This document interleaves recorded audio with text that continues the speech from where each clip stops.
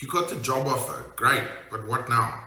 Here is what no one tells you about job offers. Highest salary isn't always the best win. Short-term cash can blind you from medium-term growth and long-term career gold. Before you accept that job offer, here's 3 things that you need to think about before signing on the dotted line that 99% of people are not even thinking about. Right, so the 3 fundamental things we're going to cover is the short, medium, and the long term. The short term is basically, what am I putting in my pocket? The medium term is, what am I going to learn and the networking ability? And the long term, which honestly is all about brand identity, brand awareness, and long-term career growth. You are listening to Cybersecurity.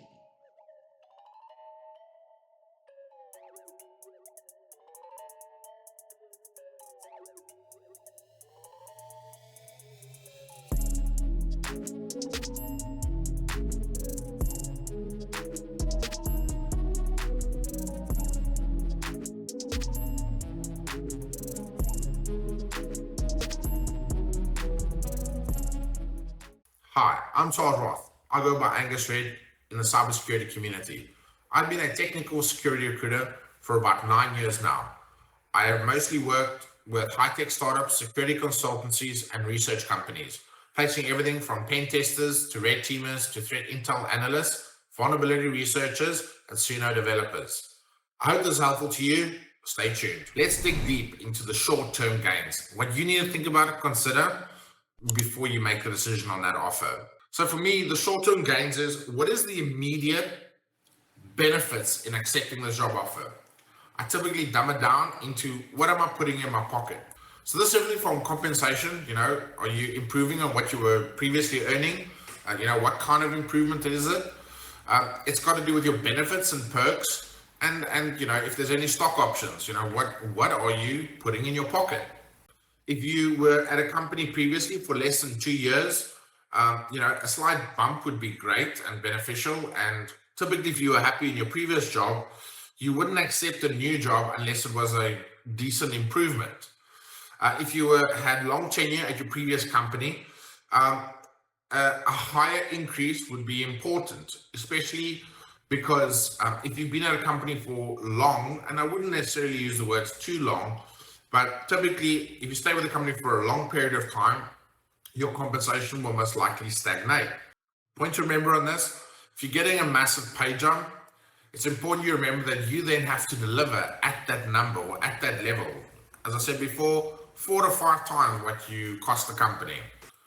The next thing you need to consider is your benefits and perks. In South Africa, are you getting medical insurance? Are you getting a connectivity or an internet allowance?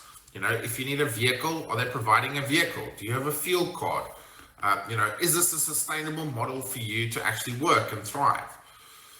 In the US, is there a 401k? What is the match?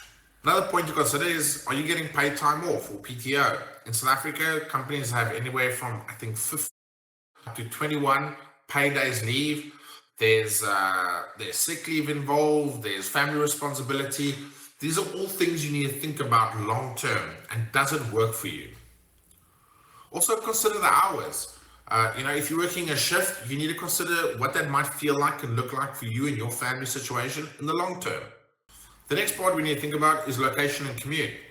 If you're living in Johannesburg and this job is in Pretoria, if you have to work there 5 days a week, you strongly need to consider the cost of that commute. If it's only 2 days in the office, like some companies do, it lessens the burden, but you need to give it some good long thought. I've had candidates before in the United States that were looking for jobs in DC. They were quite a fair bit outside of town. They were quite desperate for a job. In the end, I got my candidate to sit down and just think about it long and hard about the logistics of traveling an hour and a half, 2 hours each day due to the traffic in DC, and whether that was a viable option for him and his family. In the end, unfortunately, it wasn't. The next point you want to think about is does a role fit you? Does the culture of the company align with you? Now, I'm one of those people that thinks you don't necessarily have to enjoy your job to do it and do it well. There's obviously a massive benefit enjoying the job that you're doing and the people you work for. I've done a lot of jobs in my life as a contractor, but I didn't particularly enjoy the people I worked with, but I did it because the money was good. Now, it worked for me in the short term, but long term, it wasn't a viable option for me. So think about the overall picture for the short term, beyond just the number that's on the offer. And the last thing I would say on this is trust your gut. Listen to your inner self. Have a no BS thought process. Write some things down. Do a P&I, positive, negative, interesting, as my father would always say. Give it some deep thought. Visualize yourself doing the job, doing the commute, what the company's talked about. And if you feel good about it, go ahead. If you don't, then maybe it's not the right opportunity for you. Rule of thumb in the short term is don't trade your sanity for a quick buck. Next up, the medium term. This is where we consider growth. This includes everything from skills you'll learn, networking potential that you have in that current job, and the tenure you might be considering. Not everyone joins a company and plans to work there for the rest of their lives, but it's important to have some sort of understanding about how this role might fit into your long-term career prospects. It's important to consider a rough tenure you might consider with this company in relation to the next job you might have. Often, some of these opportunities in the medium term can be a very good stepping stone to the next move.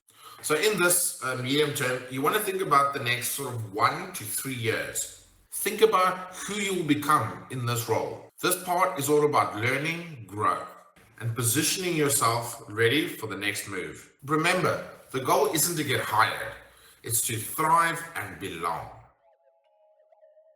You are listening to Cybersecurity. So let's break the medium term down into 4 key components. The first one you need to think about is skills and learning. What might I learn at this company?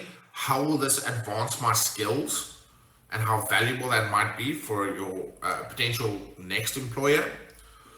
Is the company giving me benefits that help me get educational reimbursements or pay for certs that I might want to do?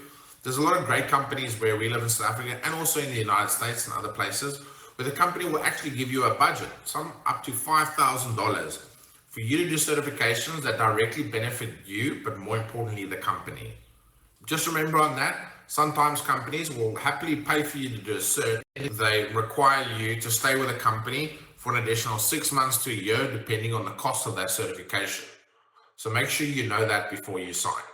Remember, a good offer promises career development and growth. During your interview phase, you can always ask them, what might my next year or two look like as far as professional development, skills development, growth, certifications, and education? These are critical things you can ask in an interview to help you make a better assessment of the medium-term gain of accepting this offer. Pretty good. Going pretty good. The next component we want to consider is mentorship and networking. Who will you be working with? Will you be working with smart and talented people?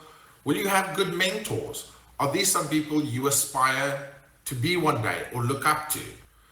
Thinking about these and the kind of people you might work with can often make the difference in your career overall.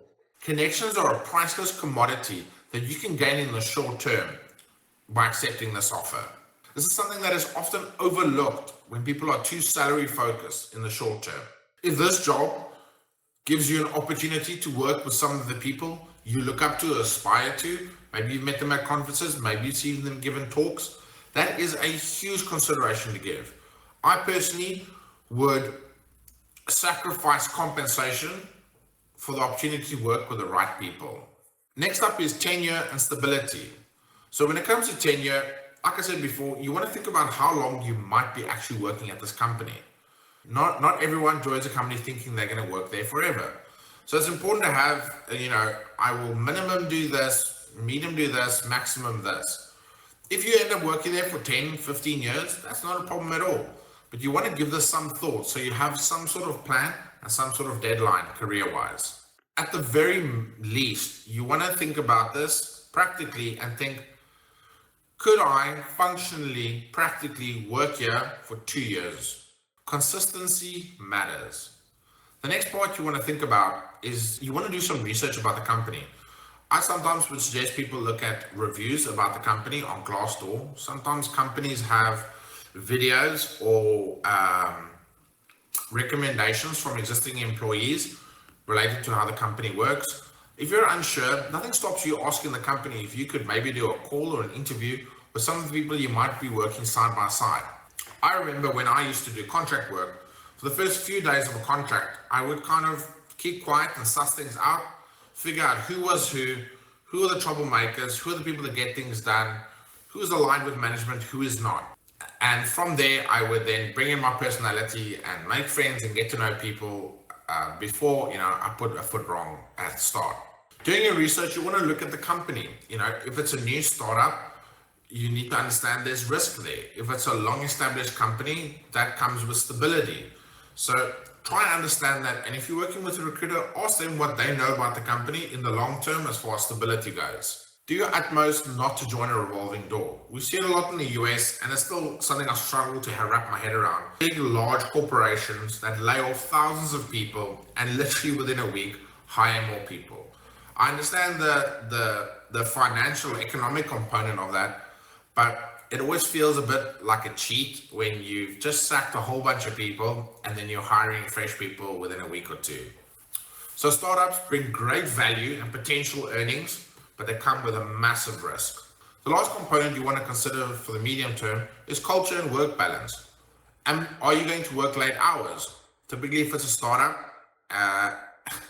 hours don't tend to exist, so you might be working a few nights.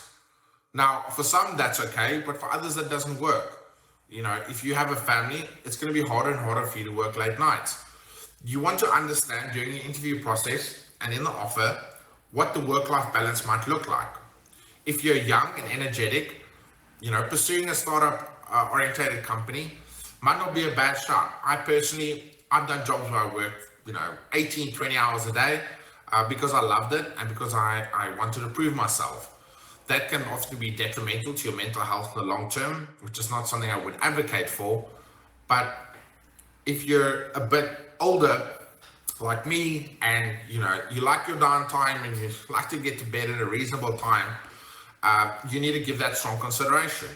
The other component is culture. Was there a good vibe? Did you get a good feeling for the stuff? If you get to do a face-to-face on-site with a company, that is usually a great opportunity for you to get to know people, standing at the water fountain, or get a coffee with someone and just listen to them and hear them out. You also want to consider if the company's offering and their alignment in the world's geopolitics are the same values that you believe in. So in summary, in the medium term, some mistake people might do is ignore growth over what they put in their pocket and just assuming it will happen. Some folks think any job will just automatically lead to new skills. This is not true. I've seen candidates accept jobs for fancy titles with flashy companies, and in the end, they got to learn almost nothing in that company. And after 2 years, they didn't feel like they could extract something out of that company. Don't get lured by a title to be a fancy brand. Ask in the interviews about the tech stack. Try and understand their culture. Dig into what you potentially might learn in this company and what the career development along with skills development might look like. If the company comes back to you and from what you can understand, they don't really invest in their people, and if they say something like, sure, you can earn your certifications, but that's not something we want to pay for, that in my mind typically is a red flag. Lastly, the third and final segment, which is long-term career moves. Here we are thinking about brand, resume, future opportunities. In essence, what we're thinking about is how will this job look on your resume and your LinkedIn in 5, 10, or 15 years? If you have an aspiration to become a CISO or a CTO one day, how might this job look in relation to your future endeavors? I do use the word endeavors with my friends. So in the long term, we're thinking not really 3 years, more 5, 10, 15 years from now. You're considering, like I said, how this might look on your resume and how this might look on your LinkedIn. There are certain companies you could work for, especially in the consulting space, that have got massive brand awareness, where if you gave them 5 to 6 to 8 years of your life, you can pretty much choose whatever job you want afterwards. If you're from South Africa, some of these companies will actually enable you to get jobs fairly easily overseas. In the high-tech space in the United States, coming from one company can often add immense value for you joining a new company. As we've seen recently, what happened with OpenAI and Meta. For the mere fact that those people did extremely good work at OpenAI, they've got these offers that are beyond comprehension from Meta. Now that is also based on their skills and the skills development they've done, their education, their background. Looking at what they've done in the context of the brand that they work for is of massive value. For me personally, when I was a contractor, I used to look at contract opportunities that I had in relation to the brand identity of those companies. For instance, I worked for a company called Aegis Defense, which no longer exists, but it used to be the pinnacle of security consultancy or security contracting. I chose jobs with Aegis that sometimes paid less than other offers I had because I knew it would look formidable on my resume in the long term. Unfortunately, it hasn't helped me in the too much long term as I work in cybersecurity now. Here we are thinking about the macro, the big picture, your overall career and how this move is going to affect the end move. So to break this down, let's look at the different segments and factors related to this. The first thing is company and brand reputation. Does the company you're joining have clout in the industry? I hate the word clout, but do they have a good reputation in the industry and in the community? Are you going to be working for a well-respected organization? Is this a solid stepping stone for you to achieve your career goal? Genuinely affect how future employers consider you, especially in the United States when it comes to FANG companies. All companies, something I've learned over the last 9 years in recruiting is when I recruit for certain companies, I'll typically ask them, from what kind of companies do you like people from? Sometimes they will mention a generic version of the kind of companies and the kind of people they want, but sometimes they might say, hey, we really have seen success for people from this, and this company. Also, on the contrary, they've said, we will not consider people from here, here, and here. So give that some consideration. As a fact, it's been reported by Y Combinator that brand reputation, brand recognition does open doors. It might literally give you automatic credibility. Once again, the context of what you've done in relation to the company you did it at makes a big difference. If you were a senior red teamer at Google versus a senior red teamer at some unknown company, not that that's a problem, the work you did at Google is obviously going to be a lot bigger and more elevated as far as brand identity and awareness goes. The next segment, which is slightly aligned to the first, is future marketability. Consider how this role itself will affect your long-term career. This role might help you prepare for 2 or 3 roles down the road. If you ultimately want to become a senior leader or a CISO or a CTO, you want to consider these things. For instance, should you consider a job that focuses more on strategic leadership, people management, and technical management, as opposed to one that is more individual contributor and siloed? These are all factors we need to think about, especially in the long term. Or if you're switching into cybersecurity, maybe taking a lower paying, more junior role at a company with a huge reputation that is a better stepping stone for you to get to where you want to go. Think of this job as chapter 1 of your career book. The next part you want to consider is the alumni network or industry connections that this role might bring. The long-term value isn't just the name you walk away from, but the network you might build through that. Companies with strong reputations often have a very tight long-term alumni. And when one of the people potentially succeed out of that and may become a startup founder, they are typically going to pull people from their past that they worked with that did excellent work in their past. So those long-term connections are super valuable within an alumni network. You're also looking at this as it being on your resume, and you applying for a job, and someone comes up and they go, so did I, and that can come up in an interview. And because they understood what it was like to work there, what level it was at, it can help you get through the interview and get you to where you are now, this offer or future offers from other companies.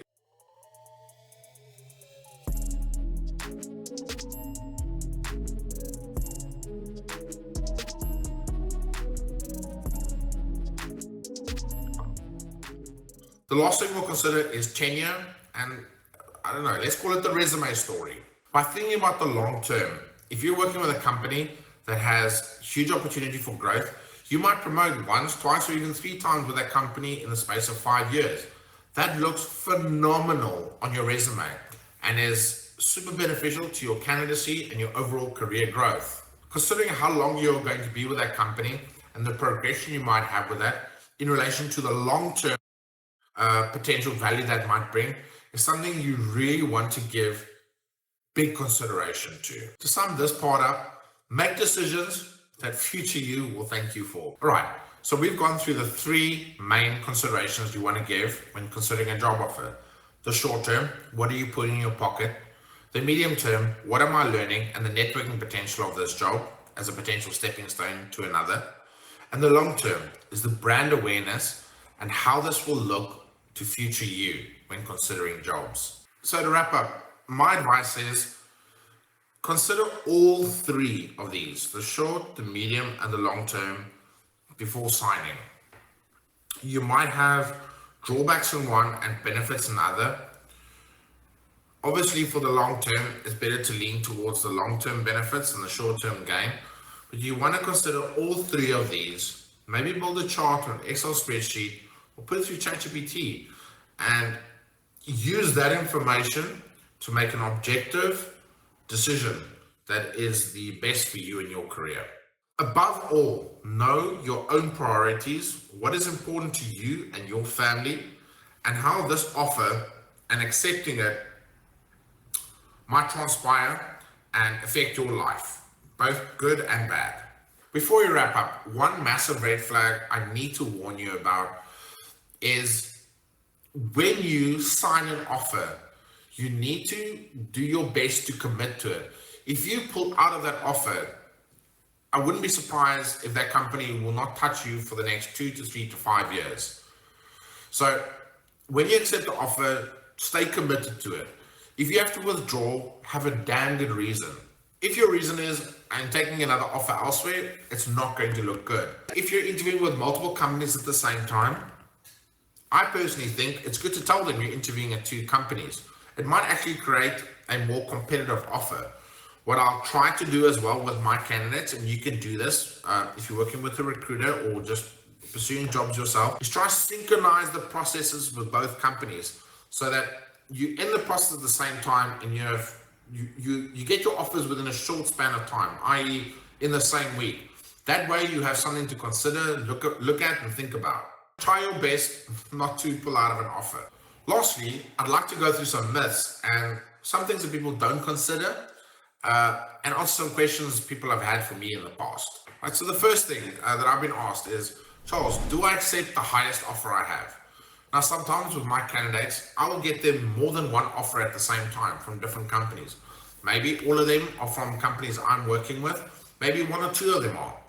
Now, if you're looking to save up for a house, you can take the long-term knock on your career to get that capital in to do the things you need to do. But you need to give it careful consideration. Also important to remember, as I've said before, if you're getting a job that pays a lot more than what you've been paid in the past, you need to deliver at that level from day one. The next question is big companies, established brands versus startups. I've recruited for big household names. I've recruited for startups. I've even recruited for a lot of crypto consulting companies. There's massive potential earning that comes from a startup, especially if you have RSUs and PSUs, which is sometimes a bit complicated and tricky to actually get the benefit from. Typically, there needs to be a liquidity event for you to actually access a lot of those benefits. Now, working at a long-established, stable company means you're going to have more job security. My suggestion would be, if you're young and you can take a bit of risks in life, go work for a startup. I know a lot of people that are much older than me that have worked from startup to startup to startup. Once you've built a bit of career social proof, working at a startup is not that risky, in that if it doesn't work out, you can move on to another one. But you're going to sacrifice long-term career security for a potential of a big payday. So these are considerations you need to give. The next question I've been asked quite a few times is it okay to take a pay cut when moving jobs? So something I've seen before is people that have had a long career in something else where they've become a bit of a SME or an expert in the field, transitioning into a different industry, as an example, cybersecurity. Now, sometimes that other industry that they were in, it might have like an earning threshold, whereas this industry they're transitioning to has a much higher earning threshold. Now, would I advocate for you to take a pay cut to consider a job? It depends on so many factors. But if it's the right career move, if it benefits the long term and you can take the punch, strongly consider it. But once again, have a no BS thinking time. Have a conversation with your partner, maybe even chat to your kids, chat to your parents, and have a long think about this. I personally know I would take a pay cut to work for some of the biggest names, some of the companies that I love and admire. All right, I think that's enough questions. So in conclusion, before you say yes and sign that dotted line, take a step back, make a cup of coffee or tea, take a deep breath, and think about things deeply. Think about, visualize yourself in that job. Think about long-term you. Consider all these factors before accepting that offer. I hope this has been helpful. I just want to say thank you for the support. This is officially my 5th video. I had a massive goal just to get 5 videos out of a reasonable quality, and this is it. We've done 5. I've been recording in my office today. I found that it's become a bit of a hurdle for me to set up a studio. I've got my wife's selfie light, I've got my iPhone 12, I've got some jerry-rig stuff here, but I think it works, and this means if I've got something quick I want to get off my chest, I can just plug in my phone and I can record. Hopefully in the future I can get a microphone, get a better camera, because I'd like to do this long term. So 5 videos done as I promised. The next goal I think is 20 videos or maybe a series, but the goal for now is 20 videos, which means I have to do 15 from here. I hope you enjoyed. Please do share with your friends. If you think this might be helpful to someone, please do let me know. I believe I have some downloads in the description, along with links to all the communities. So please do enjoy.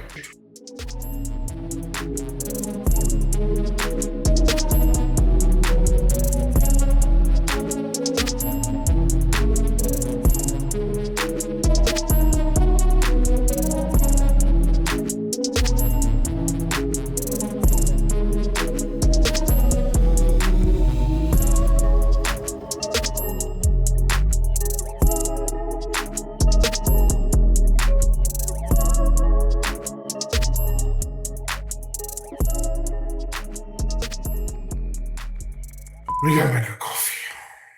The highest salary isn't always the best win. This thing is too bright. Here's that flash. That was too much. My eyes adjust. Right.